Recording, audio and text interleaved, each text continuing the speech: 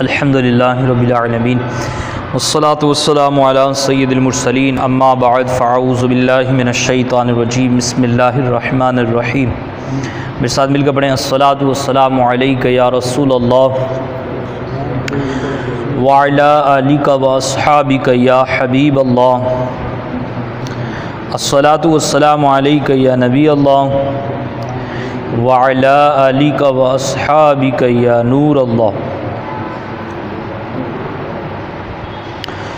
قرآن مجید کی تلاوت کے حوالے سے ہماری گفتگو چل رہی تھی، آج پھر اسی کے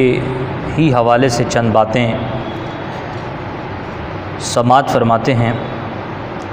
ہم سب کے آقا سرکار مدینہ صلی اللہ تعالیٰ علیہ وآلہ وسلم ارشاد فرماتے ہیں کہ ہر چیز کے لیے دل ہے،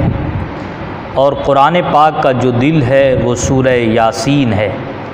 جس نے سورہ یاسین پڑھی اللہ عز و جل اس کے لیے 10 بار قرآن پاک پڑھنے کا ثواب لکھے گا، 10 بار قرآن پاک پڑھنے کا ثواب لکھے گا۔ تو سورہ یاسین میں تقریباً اگر ہم بالکل ہی آہستہ پڑھنے والے ہیں تو جو ٹائم لگتا ہے وہ تقریباً 8 سے 9 منٹ، جو اگر ہم دھیمے دھیمے پڑھنے والے ہیں تو باقی آپ کی اسپیڈ پر لمٹ ہے کہ آپ کتنا تیز پڑھتے ہیں۔ تو ہو سکے تو سورہ یاسین روزانہ پڑھا کریں، اس میں بڑی عبرت کی باتیں ہیں، اور اگر آپ اس کا ترجمہ پڑھیں گے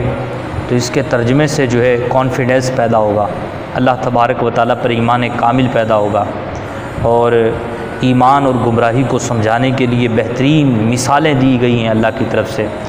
جو ہمارے لیے ہمارے دل کو مضبوطی فراہم کریں گی۔ یعنی روح کی بڑی اہم غذا ہے سورہ یاسین، پورا قرآن یوں تو، لیکن سورہ یاسین کی کیا فضیلتیں، سبحان اللہ۔ تو اس کو ہم پڑھ سکتے ہیں، تو ضرور وقت نکال کر کے ہم اس پر عمل کریں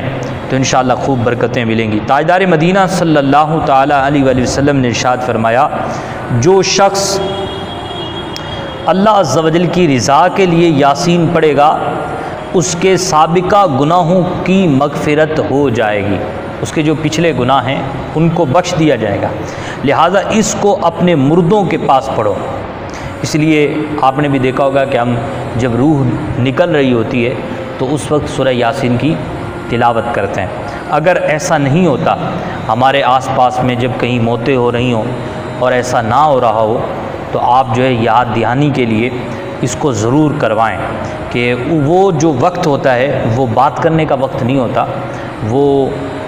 حال چال پوچھنے کا وقت نہیں ہوتا، بلکہ وہ وقت وہ ہوتا ہے کہ اس وقت بیٹھ کر کے سورہ یاسین کی تلاوت کی جائے۔ تو اگر کہیں ایسا ہو تو آپ جو اس میں رہنمائی کر سکتے ہیں، حدیث رسول پر بھی عمل ہو جائے گا، اور جو ہمارے احباب میں سے جو اس دنیا سے جا رہے ہیں ان کے لیے بھی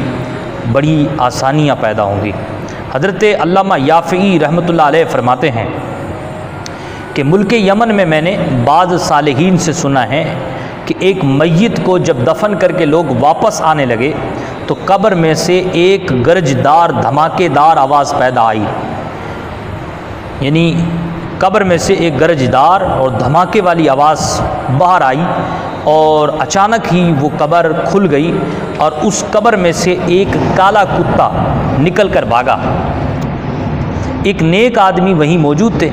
انہوں نے اس کتے سے کہا، تیرا ناس ہو، تو کون بلا ہے؟ وہ بولا، میں اس میت کا برا عمل ہوں۔ انہوں نے پوچھا،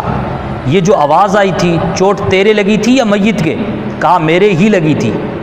وجہ اس کی یہ ہوئی کہ اس کے پاس سورہ یاسین وغیرہ جن کا یہ شخص ورد کیا کرتا تھا وہ آ گئیں اور مجھے اس کے پاس تک نہ جانے دیا اور مار کر کے مجھے نکال دیا گیا۔ تو دیکھیں، اگر ہم سورہ یاسین کی تلاوت رکھیں گے جاری و ساری تو یہ ہمارے قبر میں ہماری جو آخرت والی زندگی ہے، برزخ والی جو زندگی ہے، اس میں بڑا کام آئے گا۔ تو اللہ تبارک و تعالیٰ سے دعا ہے اللہ تعالیٰ ہم سب کو سورہ یاسین کی تلاوت کرنے اور سورہ یاسین کے اسرار و رموز سے واقف ہونے کی سعادت سے مالا مال فرمائے۔